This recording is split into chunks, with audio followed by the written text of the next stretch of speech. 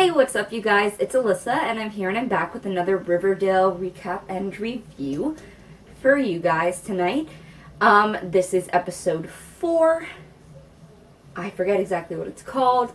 I've been bad at looking up the names beforehand. But we're here and this seems like it's going to be a very Betty-centric episode, which makes me excited because she's one of my absolute favorite characters on this show.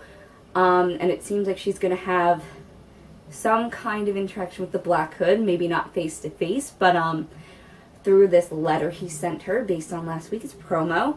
So very interesting stuff it seems like is coming for us. Also some fallouts from last week's episode. There was Archie's video with the red circle, and what that might mean now that he's put out a message of violence and kind of telling the Black Hood that they are coming after him. One of my biggest problems with that is that it's literally Archie doing that, just bold face, while everyone else is in hoods. So he's really putting himself at danger, I feel like. There's also a lot with Hiram, Veronica, and Hermione last episode. And the whole thing about how their family is working as a dynamic right now. It's dysfunctional. But I wouldn't say it's any more dysfunctional than the rest of the families in Riverdale. Maybe a little bit. There's a lot more kind of on the line here, so we'll see how that goes. Jughead's getting in deeper with the serpents, so there's a lot going on that I believe is going to be followed up with this episode. And as you remember last episode, Kevin and Betty kind of were on opposite ends and weren't exactly talking after everything that happened last week. So, Moose and Midge are alive. Kevin, no one else is dead yet. So, we'll get into this episode and we'll see. So, I'll see you guys after the episode. Alright, let's all take a second to just decompress after that episode, because that was a doozy.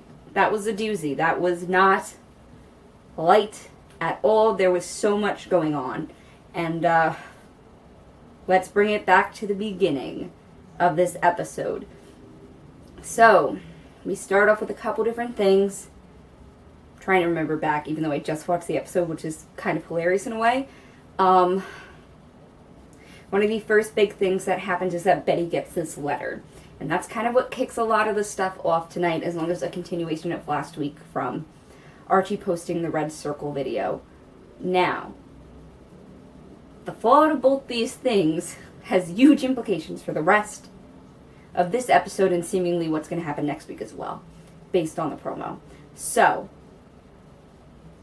Archie posts the video. Everyone's like, what the hell? This kid's a lunatic. No, we're not doing this. So let's just say the reviews for Archie's video were poor, to say the least. But the interesting choice was that Archie left his face bare and that he wanted to be a target for the Black Hood. But what I think a lot of people don't understand about the Black Hood, and especially the people in Riverdale themselves don't understand, is why he's killing people. And we've got more clarification tonight, but like going after sinners and hypocrites and stuff like that. But Archie really isn't that kind of person enough to be a target, I feel like, at least before the Black Hood's obsession with Betty kicked in. He went after Fred, Moose and Midge, Grundy. These are all people that really did not have any, real connection with Betty, I guess, besides Fred, who's Archie's dad.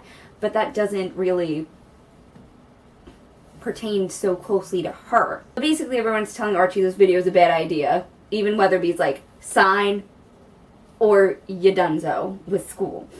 So Archie is like, how about no? And pretty much everyone from the red circle like bails out, which I understand because, people don't want harsh consequences. People fear stuff like the football team, like their life is football. So them not being able to play football is going to be a big deterrent for them. to make them not want to do the red circle. And the only one who really, like, stood there was Dilton Doily and was like, I still got you.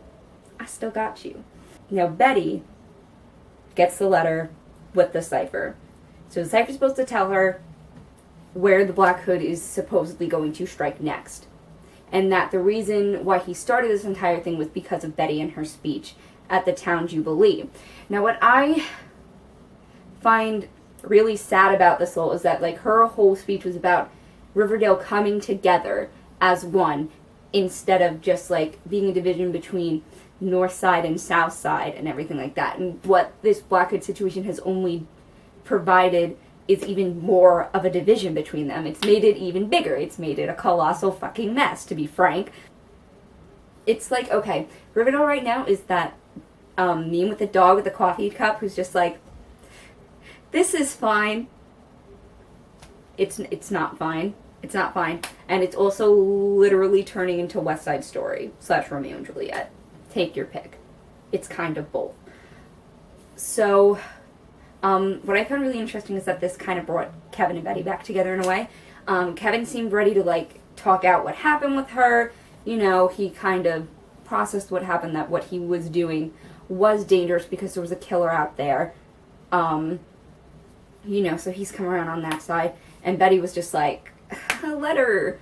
One of the interesting implications of this, and I think, I was reading up a lot of stuff, like, before the episode aired. A lot of people were concerned about Betty and Jughead and how, like, solid their relationship was because there was a promo that came out and, like, Jughead ignored one of her calls. And people, like, flipped out, and it was just like, take a chill pill, because we don't know what's going to happen.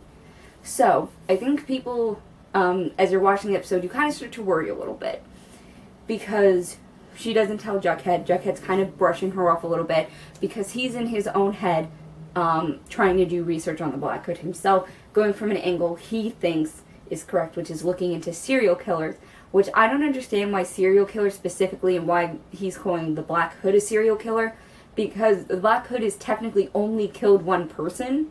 Yeah, the Black Hood has tried to kill 3 other people, but he has not been successful in that. So I don't know if he would be considered more of, like,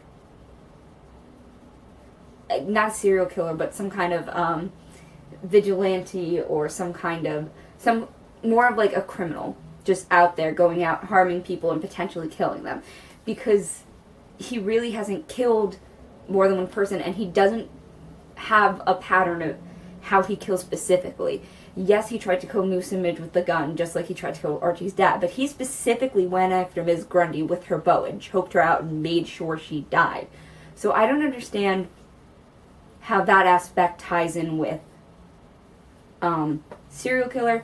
But besides that, I understand Jughead, and later as we see Tony's kind of fascination with true crime. I feel like it's a very popular thing now that people are interested in, and a very, I feel like, because you're really looking into the depths of the worst of humankind, looking at these kind of cases. There's like a whole podcast dedicated to looking at people that are missing, people who have been killed and we don't know who they are. Strange serial killer cases, tons and tons of videos. If you just look up on YouTube alone, you'll find so many videos. BuzzFeed Unsolved is really popular right now with all these unsolved cases and mysterious cases. So true crime is a really popular thing right now, which is a cool aspect to kind of bring in from Riverdale, and I can see why Tony's interested in that. But as we get deeper into this conflict of the Black Hood, you really see the division of North Side and South Side come into play, because the Black Hood has so far been targeting North Siders. I hate these words, I'm going to be honest, people. So the North Siders are thinking it's a South Sider trying to take revenge on the North Side for some reason. And the South Siders kind of, well, as the Serpent at least, Sweet Pea, said that they see the Black Hood as kind of a twisted hero in a way, because he's going after North Siders, and just the way people treat people on the South Side in Riverdale is actually really fucking shitty. And it's no wonder things like gangs and all these problems pop up there when people are treating them like that. Like we see later in the episode Alice talking about at the end, oh, we should shut down Southside High. What is that going to do to those kids there? Doesn't that just mean those kids will end up at Riverdale High School, that they'll end up at some other high school, and that's just pushing the problem off. That's not solving anything. You know? There's a lot more going on here than that, and it really seems like the bridge between North and South needs to be mended, or at least brought to some kind of peace, because it's just causing so many problems. It's tremendous. And we see that especially with the Rumble, as it has been dubbed. Archie always tries to have his heart in the right place, but makes the worst decisions. He makes the worst decisions. First he's, he's going around Southside tagging red circles. Which first, and I understand what he's trying to do. He's trying to call attention to himself because he wants to have a confrontation with the Black Hood. It's not about Northside versus Southside for him, even though he thinks it's someone from the South Side. It's more about vengeance for his dad and putting his own mind at ease. And he's thinking very short-sightedly and wants to kill the Black Hood and not thinking about the repercussions of that. And Veronica was so great throughout this episode because Hiram did kind of push Archie to make that video. You know, he planted the idea in his head. And Veronica was trying to be very supportive of everything, but she didn't realize how much was going on behind the scenes with Archie. He'd gotten a gun from Doily. She didn't realize he was going this far. So, this leads to Archie and Sweet Pea and a couple other serpents. I think Fangs Fogarty was there. I don't know any of the other names. But Sweet Pea comes out. He's like, what are you doing over here, Northsider? I probably can just tell by looking at someone, but it kind of makes sense also. So then this confrontation starts. Sweet Pea pulls out a knife, and Archie's just like, bitch, I'm packing. Back the fuck off. And my straight up reaction was, Archie just escalated the situation from a 5 to an 11. So freaking high. It was bad. It was bad. You guys wouldn't have wanted to watch a reaction of me for this episode because it was just me screaming at the TV constantly because of all the crazy bad decisions being made. All the crazy bad decisions being made. Bringing me back to Betty's bad decision to not bring up this letter that the Black Hood wrote her saying, I'm doing this for you. You inspired me. And she's like, I'm gonna get blamed. She is shook. She is shooketh. Shooketh to her core. So she manipulates her mom into printing the cipher, basically. I really, really want to mention that I love the scene earlier in the episode where Alice and Hal are sitting down with Betty. Hal's pretty much just there. And they're talking about how Betty helped Polly basically run away from home to go live on the farm if she ended up there. Let's hope so. And I understand where Mama Coop's coming from. Like, one of her daughters ran off and she doesn't know where she is. She could still get hurt out there. Who's to say she can't get hurt on this farm? But her outburst about, like, wanting to protect her children, she's like, how do you think I feel seeing you walk out that door every day? Is the real grief of a parent. But the thing is with Alice as well is she's digging this wedge deeper between the north side and south side each day with a paper. She's just shoveling it deeper and deeper, and that's creating more problems. And I feel like part of it is a reaction to her own past of growing up on the south side based on what we've from the scene last season with her and FP, where he said snakes don't shed their skin so easily.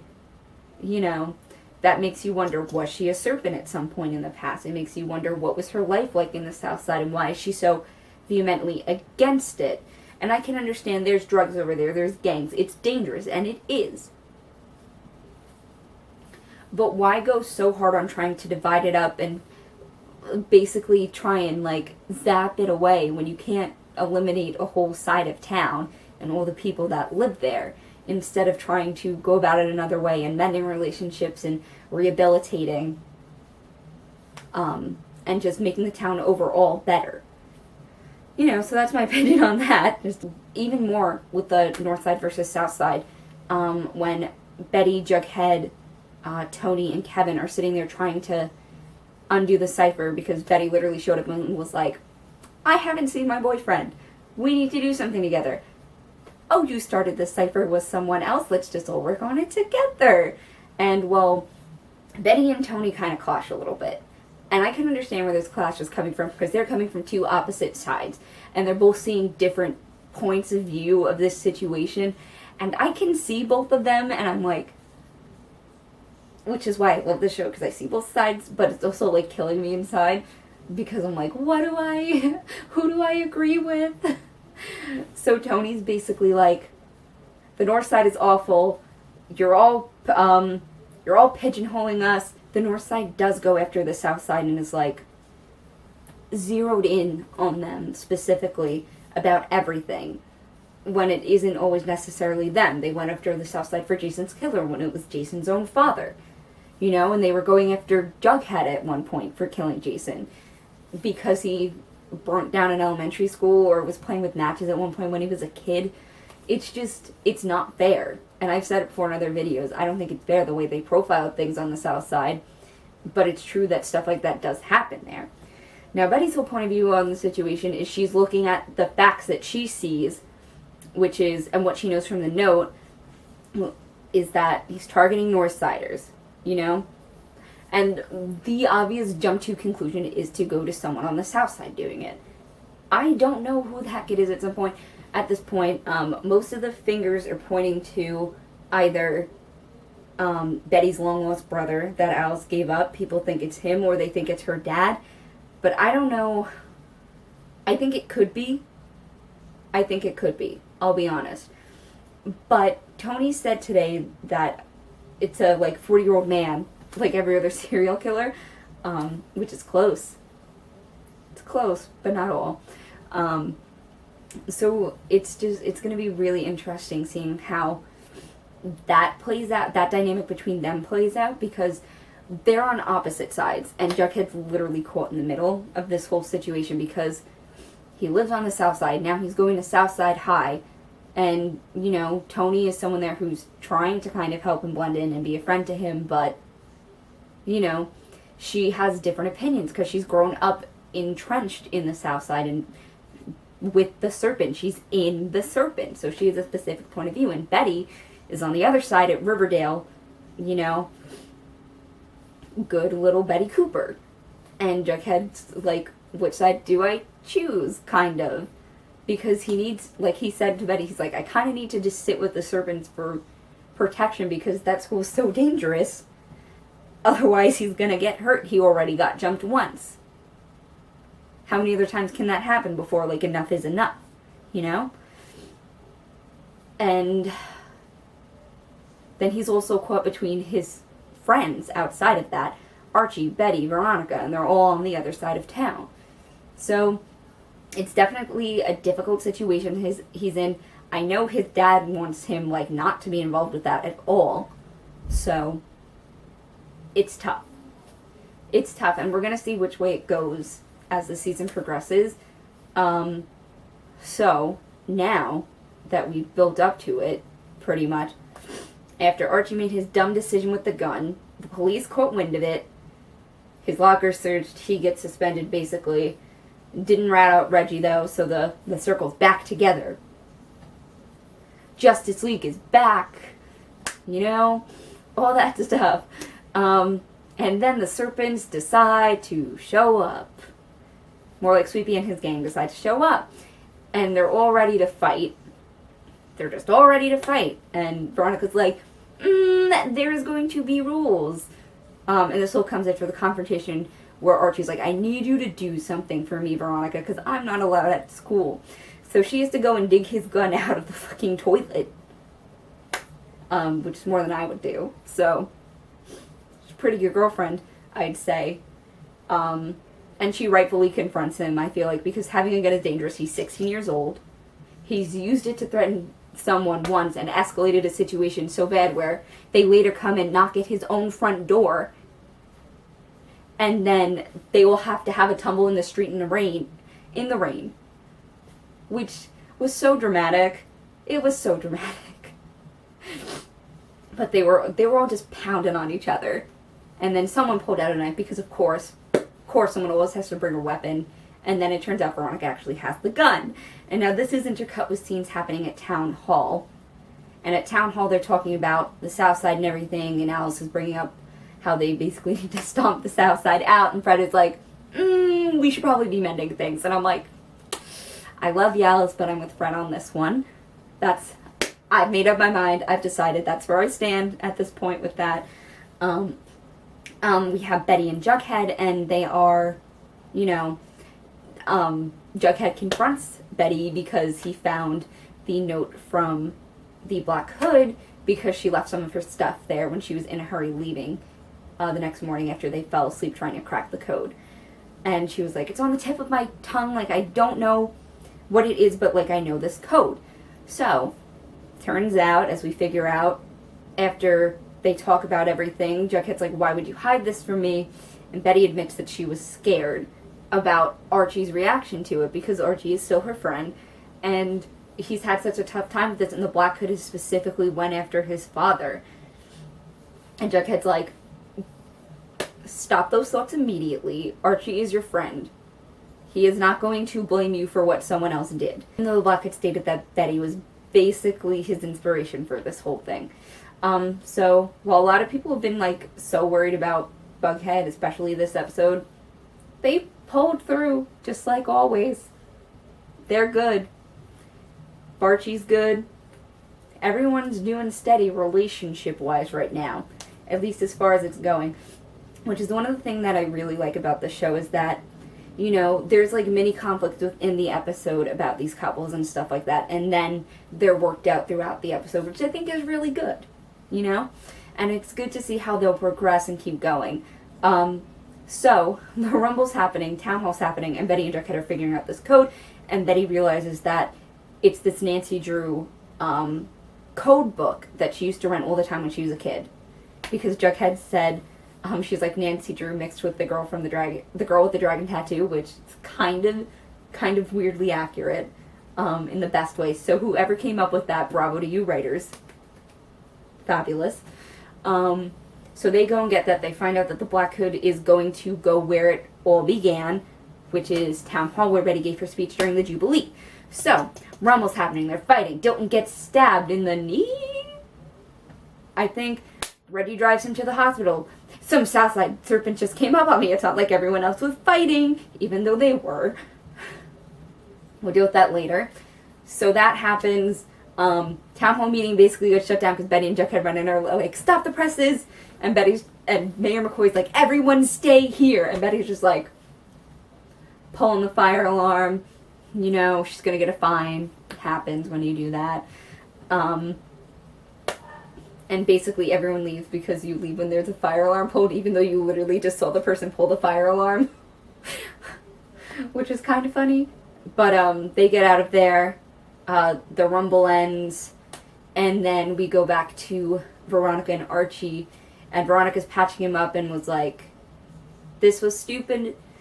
This was a stupid thing to do. You need to not do this. You need to, like, take care of yourself and stuff like that. And Archie's like, okay, I think I realize now we need to, like, stop escalating the situation because it's just making it worse.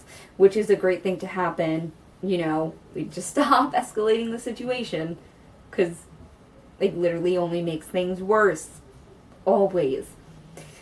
So Fred comes up the stairs, sees them, turns around, and they just start full out, like, making out on Archie's bed. And I'm like, the door is open and your dad is there. Please stop. Please stop. But they do, and they go to throw the gun in Sweetwater River, actually, this time. Which, good riddance to that gun. Hope no more problems from that. Thank God. So, now, we two, Betty and Jughead are soaking wet in the rain, and they hand over the note to Sheriff Keller. I was surprised we didn't get more of a reaction from that. But after that, it cuts to Betty in her bed, and she gets a call from an unknown number. Which, usually it wouldn't say unknown. We all know how iPhones work. It just pops up the number. So, she answers the call, and sure enough, it's the Black Hood with a... So Betty picks up the phone, guys, the voice guys are just like, hello, Betty. And it's like, da-da-da, Riverdale. And we're like, I need more. I need more. And then we had the promo, and it basically seems like the Black Hood's like, I'm coming after the people you love now because I'm obsessed with you. And it's like, I don't know what pivoted and changed here, but everybody better watch out. I saw a couple things about people online and stuff being like, oh, probably at some point in the season, like, Jughead's gonna break up with Betty for her protection with the serpents and stuff like that. And I'm like, seems like it's gonna be the other way around, because he literally said in the promo, he's like, cut them out of your lives or I'll cut them out for you, which is terrifying, because I don't know what kind of twisted fantasy this guy wants to, like, live with her, but not cool. Making people stay away from their friends and family is like an abusive action. It's removing their support system. It's fucked up. So, that's where we're at leading into next week. So much craziness happened this week. My voice is a little sore from yelling at the TV. I'm still like in what the hell just happened mode from watching that episode. But I enjoyed it definitely. Dissecting it with you guys is always really fun, and going through it and everything. Right now I think Betty needs to get out of this situation somehow. I know she's going to try and deal with it herself because she's Betty, but I think she really might need an adult's help with this situation, because this is not something a 16-year-old girl can deal with. Just like Archie, as a 16-year-old boy, can't deal with having a gun and fighting people and dealing with gangs. Like, he can't process that. Like Veronica said with her dad, he's very susceptible to certain ideas once they're put in his head, because he's just a good kid trying to do the right thing. So, we're stuck with that. Jughead's stuck in between South Side and North Side in this whole divide and everything like that, especially with his ties to the serpents. And Veronica is dealing with her parents, who are seemingly causing all this chaos and stirring it up. For some reason, probably land development. But, she's caught in between that whole world and then standing by Archie. But, she seems like she's firmly on Archie's side, and she'll go against her parents because they're just a mess, to be frank. They're a mess. They're a hot mess, as most of the families are in this town. So, let me know down below what you guys think. Let me know who you think the Black Hood is. They seem to be someone that obviously knows Betty, maybe from childhood, or they just know a lot about her, learned a lot about her somehow.